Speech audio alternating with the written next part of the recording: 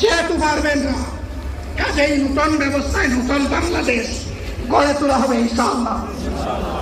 শিশু, কিশোর, যুবক, মা, বোন, শ্রমিক, ছাত্র, জনতা, ব্যবসায়ী, সবাইকে যেই দেশ, যেই সংবিধান, যেই রাষ্ট্র নিরাপত্তা দিতে পারবে, সেই নূতন বাংলাদেশ আমরা গড়ে তুলতে চাই।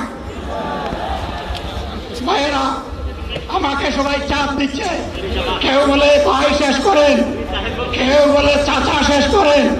আমি তাদেরকে নিশ্চয়তা দিয়ে বলছি, আমার মত আমার আল্লাহ নির্ধারিত সময় থেকে 1 সেকেন্ড আগে হবে না, এবং হায়াত যা দিয়েছেন তার 1 সেকেন্ড আগেও আমি যাব না।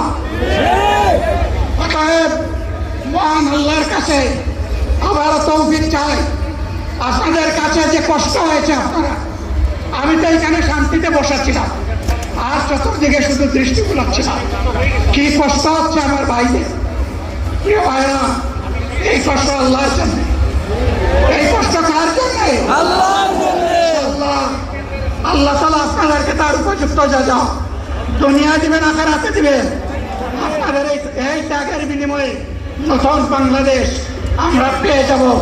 আসুন সেই নতুন বাংলাদেশের জন্য একবার স্লোগান দিয়ে শেষ করি, নারায়ে তাকবীর।